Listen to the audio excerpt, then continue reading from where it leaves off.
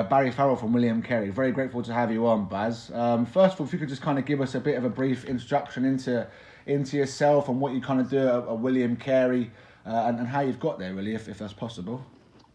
Yeah, Matt. I'm in my fourth year now. As I just completed my fourth year as head coach at William Carey University in Hattiesburg, Mississippi.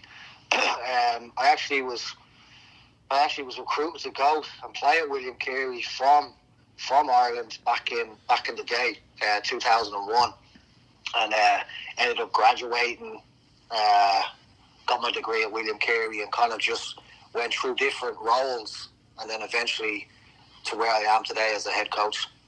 Fantastic. Obviously, we can tell you're not from the States, Baz, like myself, being from England. Where are you from exactly, Baz? Where is your residence when you're from home? Yeah, I was born in Dublin, Ireland. Grew up there, and I was 19 when I came out here to America on a soccer scholarship. Fantastic stuff. So obviously a cultural difference and whatnot. What roles have you had in football, soccer, Baz, and how did you kind of get them as you've progressed through the roles?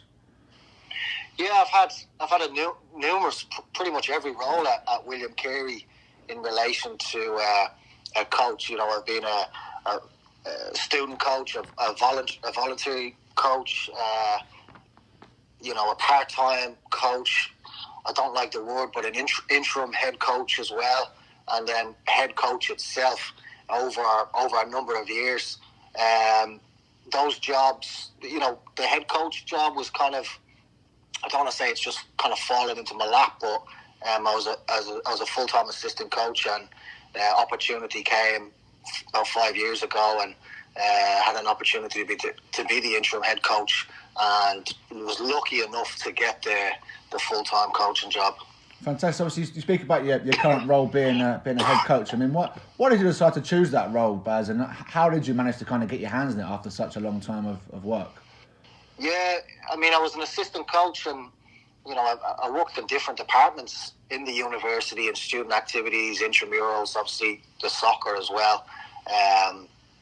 But it was something that was, I didn't know if I was going to go down as a career path as actual coaching, and it wasn't until I really had that job or that opportunity in 2015. Like, hey, if I do a pretty good job here, this could be a career path, So it wasn't really until 5 years ago where I said to myself, I need to fully invest in this, going into the future. Oh, fantastic. And obviously, kind of taking it back kind of to the start, Baz, I mean, what made you first kind of get involved in a game of football, a game of soccer? What made you kind of fall in love with it? Yeah, it was the old man. It was the dad back in Ireland. He was a pretty good footballer back in his day, and then he put a ball at my feet when I was 3 or 4 or 5 years old, and then he was a coach of mine at underage, 9s, 10s, 11s, 12s, all the way up to 15, and so he was the influence on me growing up in Dublin for sure. Fantastic. Obviously, how old was you, Baz, when you first played football with your dad? What age was you at that time? Yeah, I mean, I think I was, I always just kicked about in the back garden and stuff, on the streets and stuff. But I think I started when I was about 5 or 6. But when I was 7, I actually didn't play on a team until I was 9 years old. I was 7 years old, and I remember walking over to the park and just pick up games against 12-year-olds and 14-year-olds, and I did that for a couple of years, and you'd come back with a couple of bruises and kicks on you, but that probably made me a better footballer, Yeah, fantastic. I mean, yeah, I can relate to that as well. Being in England, it's kind of the only game that we play, really, as you know. And yeah. I mean, when did you realise you wanted to become a pro footballer, and kind of when did you kind of really push on with that and really try and become as good as you can be in the game? Yeah, I mean, every player has aspirations to go on and try and be a professional footballer, if you want to call it.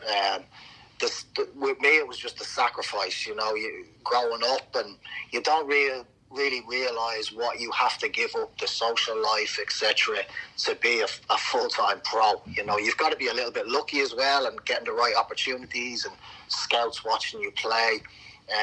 But once you get to a certain age of 18, 19,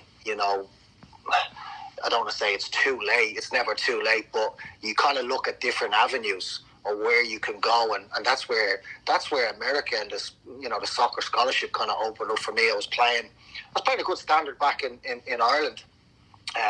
You can call it semi-pro if you want, playing against men, but the attraction of going to America and training on a full-time basis, and obviously the education, I wasn't fully aware of it at the start, but after a couple of months, you really kind of engage in that, and you can maybe see the end of the tunnel where, hey, I might get a degree in this as well. No, fantastic stuff. And we'll take it right back to the start, Baz. Who would you say was your favourite all-time player and why? Yeah, I mean, I have a few players. Diego Maradona. I just remember watching clips of the '86 World Cup, the 1990 World Cup, and I know he played in Italy with Napoli and stuff, and he was phenomenal, And then I just have fond memories of obviously Ireland qualified for the '88 Euros, and I remember just watching Ruud Gullit, and he was like a man amongst boys, So then to Maradona, obviously Pele back in the day, but I didn't get to see a lot of those games, only clips and highlights of that. But Maradona, Gullit, and then obviously Ronaldo and Messi are on a different level, and with Zinedine Zidane, they're the kind of players that I was really I looked up to. No, fantastic stuff. Obviously, you've had great success at Carey, Baz. I mean, credit to you. You've only been there a few years, and you've taken the whole kind of campus as such, the whole university, from an unranked team to number one team in the nation. As a coach, who would you say is your favourite coach of all time, and again, why? Yeah, good question. I mean, in the modern day, in the last 15 years, it's got to be Jose Mourinho. What he's done for the English game. I mean, he was a coach that came in and kind of transformed it. If you talk to any professional former players off Chelsea, he was, day one of pre-season, he had the balls out. It wasn't the traditional fitness running around as they used to do. And then obviously being a Tottenham fan, I'm a big fan of Jose Mourinho, and hopefully he can bring some trophies to Tottenham.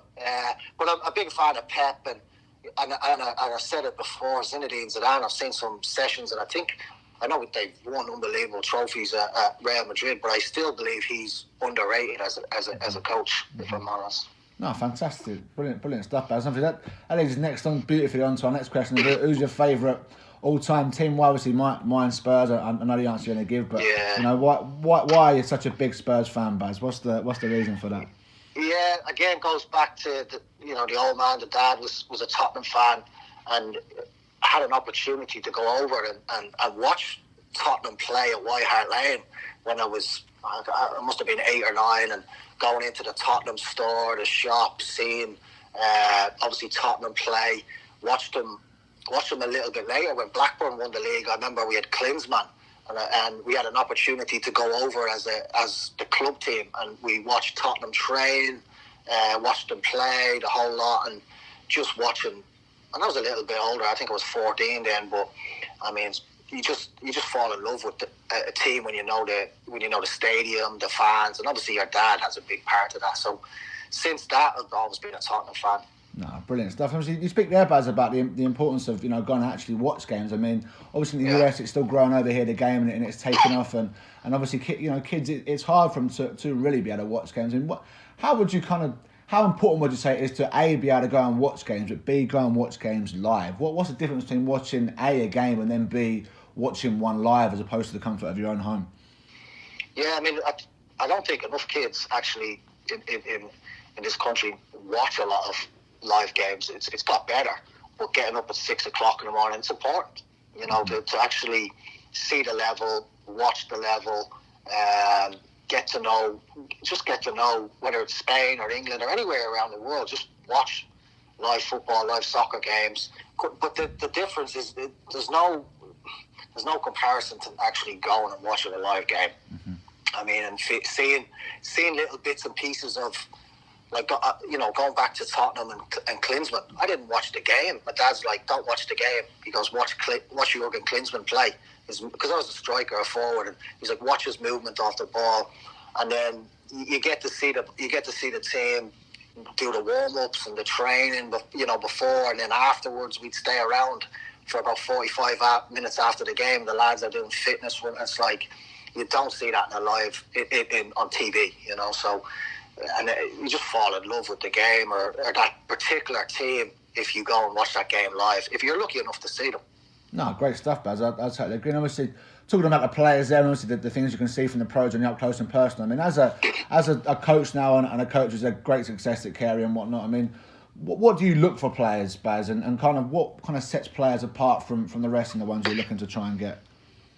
Yeah, it's a question that I'm often being asked, and there's no one particular. For players like a defender, is completely different than a midfielder. As a defender, I'm always looking for, first of all, can he defend? Can that player defend? Or is that player going to dive in?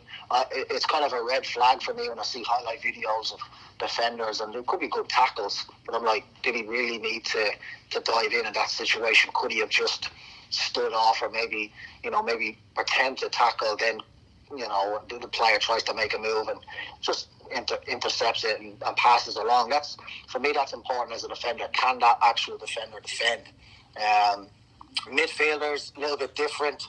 I love a midfielder has balance. Low centre of gravity, can turn, can kind of link the defenders with the midfielders and the forwards. Look for that in a midfielder. And then I love a forward that can hold the ball up, back to goal. Kind of an old school forward, I think that's an art that's probably going out with the game a little bit. Everybody's kind of looking in behind, but I love a forward that could hold up the ball, lay it off, or even turn it and bring others into play. So they're things I look for individuals in different positions. But then obviously, you add in, are they fit enough? Would they fit the system? If we're playing wing backs, could I see him on the right side, wing back, getting up and down? And just that's what we've done a good job at William Carey, I feel, in the last couple of years, where we've signed players that have come in and done really, really well in our system. Fantastic stuff, Baz. Yeah, again, obviously making it position specific. I mean, people kind of tend to think as a footballer, as a soccer player, it doesn't really matter if you're good, you're good. But obviously, there's different qualities you need for different positions, and that's a massive part of the game. And obviously, going back to yourself, Baz, as well. I mean, coming from Ireland and coming out to the States, and it being such a big cultural change. I mean, is where you are now kind of plan A, and if it isn't, kind of how did you adapt to that change, and how did you kind of allow yourself to go and get the success that you've now gone and got, and you'll continue to go and get? Yeah, like the position I'm in right now, I'm fortunate to be in it, and I'm very lucky to be in it. And people ask me all the time, are you looking to move on or do this? And I'm happy to an extent, but I'd love to build William Carey, win championships, obviously, like we're doing, but to get to the national championship kind of level and consistently compete for national championships, that's our goal, to win. You can win, you can win or compete for 3 trophies every year. That's our goal every year, is to try and win the league, obviously the cup, and then the national championship. So kind of just competing all the time. And I was fortunate a couple of years ago to get to position. So I want to make sure that I take advantage of that and work extremely hard to fulfill our ambition. Great stuff, Baz. Again, obviously, in terms of setup with William Carey and how it works, I mean, kind of for the guys that maybe are back home in the UK and Ireland or whatever who are listening, I mean, it's a different setup out here. I mean, how can you kind of talk about the day-to-day goings on over here and how it kind of compares to the UK and how it also differentiates, and both in terms of the US and guys who are going to be foreigners coming over? Yeah, I think when the UK and the Irish boys or any European boys, they come anywhere international, they come over, they're surprised at the facilities. Mm-hmm. The facilities have improved tremendously over the last 10 years at William Carey, but any university in America, the facilities are massive. You've got your own workout, your gym, obviously the pitches, if you're lucky enough to play on a grass pitch, practice fields, you've got then the training facilities, you've got everything you want for it. At William Carey, everything is set up in a walking distance. Yourself, you've got your dorm, and then you can walk to class, you can walk to the cafeteria, straight into the training room, straight to the gym, straight over to the pitch, to the locker, to the dressing room. So it's different. You know, everything is it's competitive over here, and I think it takes a couple of the internationals a while to get used to. I mean, the climate's a huge difference as well, you know, with the heat. And but if you're fit enough and you come over, the players adapt to it pretty easy. No, I totally agree, Baz. I mean, we've had numerous conversations about how when I first come over, the humidity and the heat kind of knocks you off your feet. And I mean, you meet lads who are from different parts of the world and maybe, you know, look the player and look the part, but they, within a few months or whatnot, you kind of witness their demise, which is a shame. And you know, they go from being players with high potential, where the mindset and the mentality part of it kind of lets them down. That links on to the next part, Baz, as well. With, you know, how important would you say mentality is in the game and in terms of getting success? How crucial is having that kind of winning mindset, which clearly you've got and clearly is needed to be successful? Yeah, it's for me, it's massive. You know, and you always hear people saying, yeah, you want to win, or our goal is to do this, and I'm always like, how are you going to do that? Mm-hmm. You know, how are you going to win? And it starts way back, as you said, recruiting that player. What has that player done in the past? But going into the training sessions, the practice sessions, it's got to be competitive. You know, whether you're playing a five-a-side. I mean, I'm with my kids here, and I play games with my kids, if it's board games, you know, or whatever it is. I want to win, you know. The kids, I don't let the kids win, you know. And I know it sounds terrible, but the players see that in a coach, you know. And if you get a player that will basically go through two brick walls on the field or on the pitch, you know, that's a winning mentality there. So training is competitive all the time. If it's indoor sessions, if it's gym sessions, as I said, five-a-side sessions, AVA sessions, you want players to win. You know, you want players to win. You want players to be angry after the session if they didn't win. And so it creates that winning culture. There's lads, trust me, there's lads that we get in as a freshman and they're like, what's going on? This is only a 4v4, you know, and he's giving out to me. But that's I think in 2016, we changed that culture from you know, 15, 14, and that was a massive change, and bringing players in that were winners, you know. No, I totally agree with Baz. I mean, massive mindset is crucial. And obviously, again, touching upon your role in the college now, and the college game with yourself winning back-to-back Coach of the Year awards, which again is a massive credit to yourself and achievement. I've only been in charge of the university for 2 or 3 years. You know, can you kind of just tell us the day-to-day operations at the campus, and obviously what a player would expect to be doing, you know, every day when they come in? How does it kind of work from 9 to 5 as such? Because it is a job, kind of whether they like it or not. It is kind of a job. And how does it all work, Baz? Yeah, it can be pretty much for the first 3-4 weeks. At William Carey, giving you an example, we come in pre-season. There's no classes until the end of August, so you know, you're engulfed with football, soccer, you know, for 3-4 weeks, 2-3 times a day, you know, and the lads love that, you know. And then you've got games coming on top of that as well, maybe a pre-season game or 2 in a week, and then we'll play 4 or 5 games before school even starts. Mm-hmm. But then you go into the regular student, then you've got to balance that with the soccer side of things.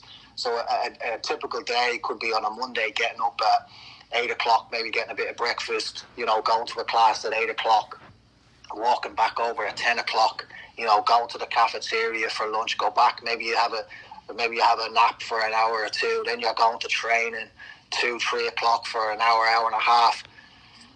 It's full on, you know, dinner, maybe a night class again, and it's tough to balance that. And the one thing I tell players all the time, you've got to be on top of your studies. Mm-hmm. And it happened to me in my first year, where if you're not on top of your studies and you're not you're worrying about that in your back of your mind, because you know you have to pass that particular test or that particular class to play. So if you're not happy off the pitch, that's going to translate on the pitch. So you're going to train and worry, I've got a class at 6 o'clock, I've got to study, and you're not getting the best out of yourself. Where if you're prepared and you can get that, you know, if you got a class or you got a test or study for a test, do that before, get that out of the way, and then the football, you'll enjoy your football a lot more. I totally agree, Baz. Obviously, someone that's been through the system myself. I mean, we can relate where the UK and obviously the US is a bit different. Where the US it is all about a student athlete when you go to collegiate level, and the student really does kind of come first. Whereas back home it is, if you're going to be a footballer, you're a footballer. And how important would you say that the schoolwork is? Obviously, I mean, it is a case that if you don't pass your classes, you can't play at collegiate level. So how important would you say it's not just for the player to be able to play, but in terms of their lives and in terms of when they actually do go on and graduate and pass William Carey life, you know, how important would you say the actual school side of it is? Yeah, it's extremely important, you know. Even, you know, if and I tell this to kids all the time, and you know, companies now, jobs are looking for that student athlete, you know, because if you have that if you're going up against another person you've got that you played on you know, you're a student athlete on a soccer or baseball team or whatever it is, you'll probably get that job over just a regular person, because that company will know that the sacrifice you had to put through, you know. And obviously you're probably good at communicating with people, different internationals, languages, etc. But the school is important. You get kids, and I was one of them when I came over. You just wanted to play ball, you know. You just wanted, and you're like, oh, do I have to do the school kind of thing, you know? And we have lads right now on the team where, you know, that took kind of second to the football, and it's not really until after Christmas you go into your second semester that, you know, this is why I'm over here, you know, because, you know, it can be taken away as quickly as it was given to you. You know, if you don't pass your classes, you're not going to be on the team. No, I totally agree, Baz. And obviously, we're talking about schoolwork and how important that is, and how it kind of shapes yourself and your football all round as a whole.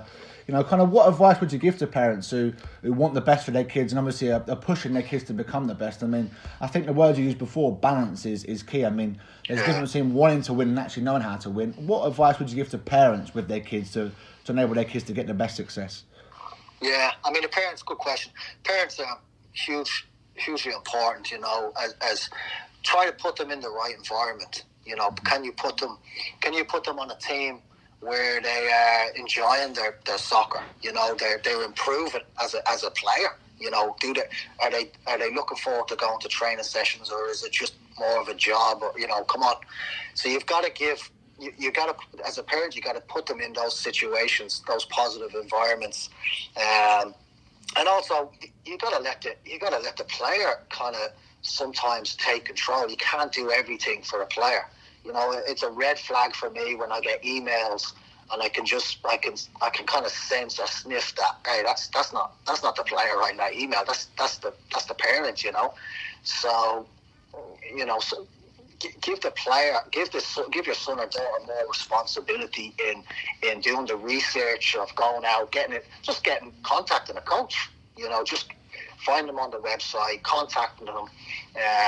But obviously give your son or daughter the tools to succeed, but they've got to do it themselves. I'll tell you again, I think the key point there, Baz, is player ownership. I mean, you kind of a balance between kind of being mollycoddled and looked after too much, or being chucked out there and left to kind of die. And I think the balance between pushing your kid and kind of obviously then supporting them as well is colossal. And as you said before, it is difficult during the collegiate season. It is full. I mean, it's 4 months of the year. It's much like kind of school football, school soccer, you know, in terms of UK. Whereas, you know, in the UK, the season is kind of spread out between May and, you know, kind of August to May, and you have a lot longer. Whereas over the US, it's a full-on 4 month period. And I mean, even myself, I can remember kind of, you know, you get up, as you say, you do your schoolwork, you go to the CAF, which, you know, you're looked after with meals from yourself and whatnot, and you go and play a team kind of 4 hours away after a week's training, a week's school, and you're tired already, and you go into games where you're having to be at your best to play on a Friday, and then, for example, you then be up again on a Saturday to come and play a second game, to doing back-to-back double headers. I mean, how was that for you, Baz, when you first come over? That sheer cultural change of going from a year-long season from, you know, August to May as such in the UK, and then coming out to the States where it's a bit more kind of school-like, and, you know, with your schoolwork and your football and it all being condensed a lot closer. How was that change? Yeah, it had pluses and minuses. You know, growing up, I can remember in Ireland, you know, a lot of the games were cancelled because the weather was so bad. You might even play, you know, one game every 5-6 weeks. And then when you hear about you're going to be playing 25 games, maybe or 27 pre-season from August to December, you know, that excites a player, especially a young player. Mm-hmm. But then when you get into your junior and senior year, maybe you're 22, 23, I mean, it takes a toll on his body, and you know, it's not ideal. You know, you'd love to have a full season, because injuries are going to come into it. You know, as you say, tiredness, injuries, and that's going to affect the quality of the play as well. Mm-hmm. Because, as you say, some of the games, they're not the prettiest of games, and it's all about just getting the result. Preparation, you might even have, as you say, you might play Friday, Saturday. There's no preparation. Your preparation is probably for the 2 games, you know. Mm-hmm. But I know some teams, they don't even prepare for the second game. They're just worried about the first game. Mm-hmm. So it has its plus and minuses. But the young kids, when they come over, they're so excited to just play games. But there's got to be a better solution, and I know they're working on trying to get a full season. I think that will be beneficial in the future for sure. No, I totally agree. And again, obviously going back on that, where it's a 4-month condensed season, there's a lot of games thick and fast, and obviously after that you come back and it's not as if you're on a holiday. You have your spring season, you have your chance there to really kind of get yourself fit in the gym and work on your schoolwork, and obviously that's a key part as well. And obviously I just want to go a bit more on, Baz, in terms of what has been your best moment, you know, in the game so far, and why. Obviously, again, you've had great success at Carey after getting the job, after a lot of work and doing every kind of job you could get your hands on to get there. What would you say has been your best moment in the game, and why?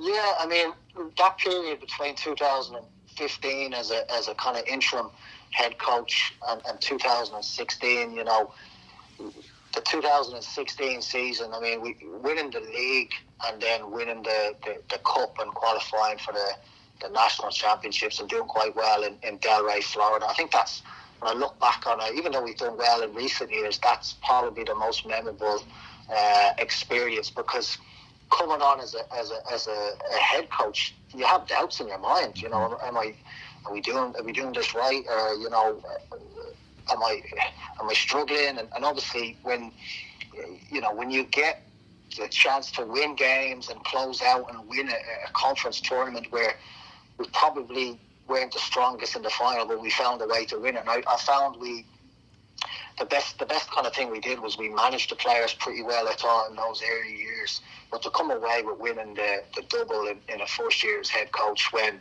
the team had not won at all in the last 3 or 4 years, that's definitely up there, you know. I totally agree, guys. I mean, obviously, full credit to you for that as well. And I mean, you know, for lads that maybe don't understand, and even girls, because it is boys and girls, and I mean, there's women's teams, there's men's teams. Obviously, how the setup works, it is literally like you have your league season, which is kind of, you know, 12, 15 games or such, and then you have to win the league to then go into the FA Cup as such, which is your kind of your SSAC, you know, conference tournament and conference championship. And again, if you want to then head to the Champions League, you have to win that too, otherwise you're going home. So it's literally, even though it's leagues and it's cups and whatnot, it's knockout football, knockout soccer from the start. And again, that difference for a lot of people is a change, because again, they're coming out of maybe academy football, academy soccer, they're coming out of, you know, improvement games, and that kind of, that way to have to win it is massive. And again, I want to just kind of touch on, you know, what kind of things would you say are most important? I mean, we spoke about mentality, that kind of sheer desire to want to win and be able to adapt to go and win. We've spoken about,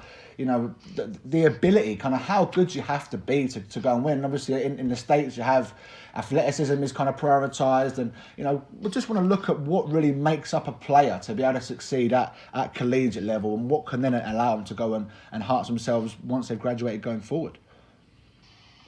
Yeah, it's tough to get the ideal player. Like, as you say, you've got some local players that are extremely athletic. Maybe technically the game in America has definitely improved.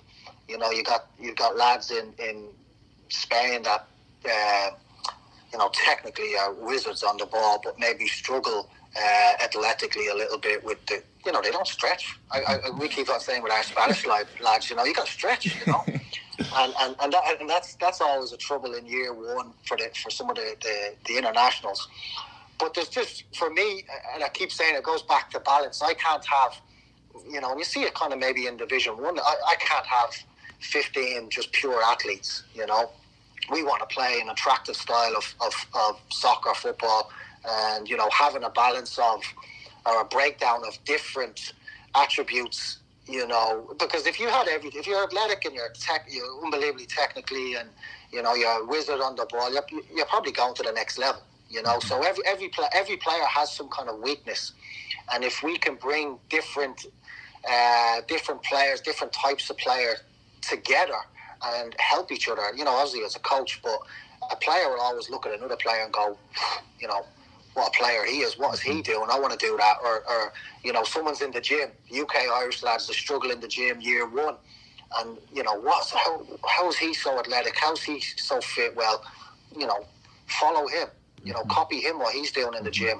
So we do quite well in terms of bringing in 4 or 5 different types of player, or different types of different players from different countries that, you know, and at the end of the day, it's been effective for me as a head coach. So that continues, you know, so that's what we look for in players. Again, well, that key word again, balance, Baz. I mean, obviously, you look at here, and as you said, the level maybe isn't as good technically, but it is catching up, and the athletic side of it is colossal, whereas obviously overseas, back home, where the players maybe are better, athletic and not as good, and it's key to have both, really. And I mean, looking further forward onto it, I mean, who's been the most important people in your journey? I mean, obviously, we speak about how different it is culturally, we speak about, you know, how tough it can be to really adjust different environments. Who would you say have been the most important people in your journey to allow you to have got where you've got to?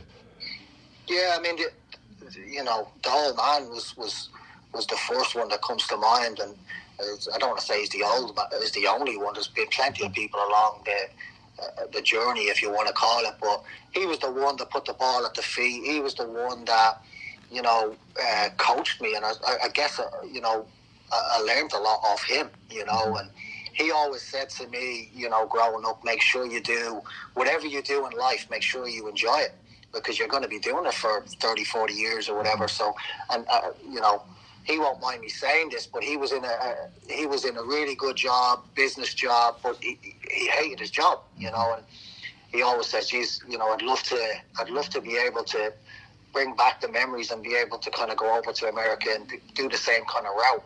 So when you hear that, you've got to take advantage of the situation, because I'm lucky enough the position I'm in, and I have to, for me, I've got to do as much as possible to succeed. No, again, I think, as I say, like having that support is colossal from family and parents. And I mean, especially over in the States, where, you know, parents are so keen for their kids to improve and maybe aren't so aware of the golfing difference between talent. I mean, have you kind of got preferences or parts of the world where you find a certain type of player? I mean, for example, have you got areas where you found better success getting defenders? Have you found areas or parts of the world where you found better success getting midfield players? I mean, where do you kind of tend to scout? And is it a case that it's just a case of, oh yeah, I'll get my players from Spain or I'll get my players from England? I mean, how much of an opportunity do the Americans have? Because obviously, with it being over here, it's an American level, it's American sport. I mean, I personally don't think Americans realise how much day-to-day chance they get, because you're here with them. You know, you get to see them all the time, and you know, where do you really kind of focus your recruitment on in terms of the type of player you want to get? Yeah, I mean, it's again, it goes back to that famous word, balance. You know, for me, I don't need 25 different international players from all over the world. It's like, I think we've done a good job over the last couple of years in finding the type of level of the league where these particular players are playing from. We like to bring in 1 or 2 of the best in Mississippi itself. We always try and bring in the top 1 or 2 players from the state. You know, we brought in Gavin Taylor last year. He was freshman of the year on the team. I thought he was fantastic. You know, previous years we've brought in 1 or 2 of the best players in the state, and that will always continue, because that having that local player is huge for the squad. But in the past, like, you know, defenders, we talked about a little bit, that UK Irish kind of mentality as a defender, where those boys have been, whatever, in England and Ireland, like, the coaching is excellent in terms of they've been brought up in a more defensive. You look at Ireland national team, you know, they kind of have to park the bus all the time, so they're good defenders, but they probably struggle on the ball a little bit. And I know it's improved. So from that aspect, you know, UK Irish, we've done well defensively. Spanish boys in midfield and kind of Brazilians attacking players. We've done really well. And I said, like, knowing the league, if you know the underage league in Spain and the honour division, national kind of division, where, you know, we've done well with the honour division kids. So we'll go after them. UK, Ireland, obviously, I'm pretty used to that league, and then American and Brazilian lads have done well that we've brought in, the top Brazilian lads. So don't get me wrong, we'll bring in other lads from different countries, but that's kind of the nucleus of the team in the last year or two, and it's worked for me. So why not continue? I totally agree, and obviously, I mean, looking at it in terms of both the American perspective and obviously the foreign perspective. I mean, you know, for American kids who maybe aren't as good technically, but are coming in as big lads and big players, and maybe for the first year as freshmen, they're going to kind of be on the bench and maybe not playing as much. A, how do they kind of deal with that, and what have they got to do to kind of get in the team? And B, for lads who are coming over from the UK or wherever, who again technically are great but not adjusting to the climate as much. You know, how do they deal with that side of it? How do you deal with Americans kind of not being the starter that they've been used to being in their local club team? How do you deal with these big name players coming out of, you know, the UK and Brazil and Spain, who are just completely fish out of waters in terms of the whole culture? How do they kind of deal with all that, and what kind of support do you offer them as a coach, you know, and obviously what kind of network do you put in place for them to get the most success out of them all? And that's it. You're trying to get the best out of a player. That's as a coach, that's what you're trying to do. Is how do I get the best out of this particular player? You put them in. It's like with the parents. You put them in environments, situations within training that they can improve.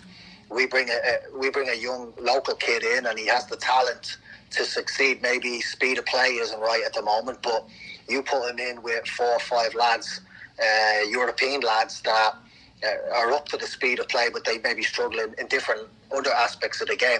That player's, you know, once you're positive and give them that reinforcement, that player's going to improve. Mm-hmm. It's the speed of play that they're not used to. Mm-hmm. And I give you an example with the club that we work with in Hattiesburg. We, you know, they talk about player pathway. We added in a men's elite amateur team where, you know, some of the college players now are playing in the summer at William Carey, but it gives the local kids from Hattiesburg that are maybe 18, 19-year-old, a junior maybe in high school, to go and train for the whole summer with these 25, 26-year-olds.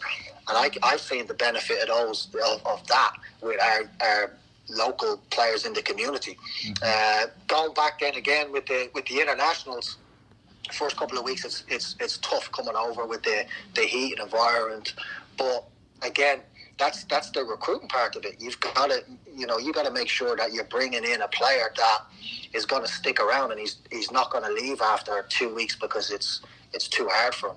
You know, so it's tough to get the right player, but you know, we've done a good job of that, I feel. No, I totally agree. And again, the key word is obviously balance and adjusting, obviously winning mentality and mindset. I mean, just want to kind of see what other little bits and bobs you have to offer and offer advice to the kids listening, Baz. I mean, kind of what real advice would you give to people listening now in terms of from the US and the UK, and what would you say to them in terms of collegiate level and how they can get there and how they can really progress? Yeah, I mean, you know, the local players in America, you know, go see the team play. Mm-hmm. You know, if you're emailing coaches and you've got a head start in that, and you've got your player profile and etc., but go watch a game live if you have a chance to watch a college team locally. See if you could play at that level, or you know, is that style suited to your game? Is the coach just hitting long balls all the time, or are they actually trying to play attractive football that suits your game? If not, you know, you can watch games all the time on the internet, you know. So you've got to. There's no excuses. Mm-hmm. You know, there's absolute no excuses. But to try and I keep saying it there. I remember telling the kid, you know, I get players email me all the time saying, "Coach, I want to play for William Carey. I'm good enough to play for William Carey." And I'm like, "Brilliant! That sounds great. Have you seen us play?" No, you know. And I'm like, that's not a good start, you know. Yeah. So go watch some games, you know. Go watch some games. But then other things like get on websites, see when teams. I mean, everything's online now where you can see if your local college team example, William Carey has an ID camp in July.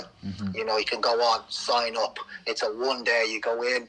It's a college level training session, games, and we can evaluate you. Now we video the game. We can give the analysis out for you after the game, so you can use that maybe in the future for another team if you want to. But there's no excuses. But that it's got to be the player that takes the initiative to do it himself rather than the parent. Because I'm not recruiting the parent, and we want to recruit the kids. No, I totally agree. As you say, it's the whole package. Obviously, but we're looking at the keywords you said before, Baz, as well, about pathways. And obviously, in the US, it is still very kind of disjointed in terms of getting young players for the system. But they have kind of got the youth level is growing now, and it is getting better. And obviously, places like Hattiesburg FC and obviously Surf and different organisations which are getting these young kids in. I mean, that is the kind of pathway you would have in England, in the UK, where I can relate to, where yourself probably as well, where as a 5-year-old kid kind of being scouted by a pro club, and you go through the whole system and you kind of see it before your eyes and getting that opportunity is colossal, and being able to then take that opportunity is what will set you apart. And the guys in the UK and Brazil and whatnot who probably have gone through that chance, I mean, how do they then get themselves out to the States? I mean, you say about emails, you say about videos. I mean, how would they go about marketing themselves? Because it is about marketing yourself. How would they go about finding you as a coach? And obviously, we've got the ID camps. How can they go and find these ID camps to be looked at? How can they go and find your email to be looked at? What have they got to do to really kind of put themselves in your face? Yeah, you've got companies now that do a lot of work. You know, you might have to pay a certain amount of money, but that company would probably video you playing, send your do all the work for you basically. But that company would probably have a lot of contacts in America. But if you're smart as a player, you can bypass all that, and you can do the work yourself. You know, it's going to take a little bit of work getting videos, highlight videos, player profiles. But as a coach, I like that. You know, we use companies all the time, but if I get an email, and obviously my emails, every coach's emails online, just Google that team, you know, and the coaches come up, etc. But if I get an email and I have a highlight video, I've got a full game, I've got a player profile, you know, with his academics on there, and kind of like a timeline of who he played for, who, you know, in the past. And then, hey, oh, by the way, I watched you in California against Spring Arbor at the last 16 of the national championships. Really like so-and-so. I like the way you play. That gets my attention, you know, because that's a player that's watched us play. You know, he's gone out, he's done everything by himself. And that's a player I'm like, okay, this could be a really good signing, because I'm not going to have to babysit this player. You know, this is a player that's going to come in and be independent from day one as a 18, 19-year-old kid. No, as I say, I mean, I did a bit of both badges. I mean, obviously, I went out in myself, and you kind of look for the sites. And again, with Google and stuff and television now, I mean, it's all there. And just kind of Googling, for example, the difference between NCAA and NAIA, and finding out the different colleges and stuff. I mean, there's so much to be said for doing the legwork yourself. And if you are struggling, there are other companies there too. But again, just want to touch on that, Baz. I mean, obviously, we haven't really spoken about the different organisations. I mean, what would you say sets apart the NCAA from the NAIA? Because again, you know, the NAIA kind of gets a lot of stick as maybe being the lesser organisation compared to the NCAA, where they have a lot more money and bigger schools. But we can both vouch as both player and coach, where as William Carey University, we faced West Alabama regularly, and we'd go to their players who were NCAA Division II. It was unheard of for an NAIA team to come and beat them, and we went down there and smashed them 4-0. In their own back garden. And obviously, you know, what I noticed massively was the better players, especially from overseas, but the better players tend to congregate in the NAIA as opposed to NCAA, because the rules and eligibility rules are so tough. And I just wanted to kind of touch upon it, if players are looking at coming out here and they do go through the onboard process of NCAA and NAIA. I mean, the importance of not being disheartened if the NCAA doesn't come off, and the fact that the NAIA is just as good, if not better. I mean, if you can kind of give your expertise on the differences between the two and whatnot, that'd be fantastic. Yeah, I mean, you've got fantastic teams in NCAA Division 1, Division 2. You know, you've got some top teams. But you've also got some top teams in NAIA, and we'd like to say that William Carey are one of those teams. Junior college as well, I think it's a a fantastic route to go through. There's some top junior college teams that would beat Division 1 teams. Probably in Division 1, in my experience, there's a lot more quality teams. Like after probably the top 30 in NAIA, there's a drop off in the level of team. Well, probably in D1, the top 50, top 60 are pretty decent. You know, it's close games, 2-1, 1-0. D2 is similar to NAIA a little bit. Maybe, you know, the top 10 in D2 are top teams. But, you know, it's not really...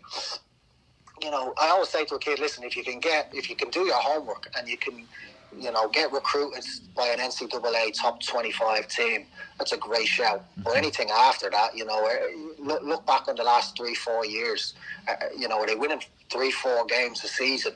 Is the season done in October? You know, is the coach would probably be let go, you know? I've seen some Division 1 teams and they've won 15 games in 4 years, you know, and it's like, that's not a team I'd like to play for. So you've got to do your homework and kind of see if you can get the right fit for you as a player. You know, you're going to go to a team that's competing for championships. Is it a team that's going to be too easy for you? Is it going to be a team that's going to progress to you? Do you want to go and play at the next level, the national? You know, do you want to go and play at the pro level? Could this particular team do this, you know, or have they done this in the past? But as I said, we've done well against NCAA Division 2 teams in the past, and hopefully that continues. No, again, I totally agree. I mean, fantastic expertise, and it's been an absolute pleasure, Baz, having you on here. And obviously, I'm sure that the kids have appreciated it, both home and abroad. And obviously, the lifestyle out in the States is fantastic. I mean, wherever you go, it's good, but it is hard work. And again, there are the pathways there. And as you said, I mean, player ownership is colossal. You can have all the gear and no idea as such. So, you know, you've got to go out there and go and do it and go and get it. And hopefully, after listening to this you know, fantastic interview with yourself now, the players are going to be even more enlightened onto how to go and get to the likes of collegiate level and how to then go and progress through it and what it takes to be there. So really, really appreciate your time. Again, brilliant success you've got so far at Carey. Wish you all the best and take care, all right? Cheers, Matt. All the best, mate. Thanks, mate. Top man.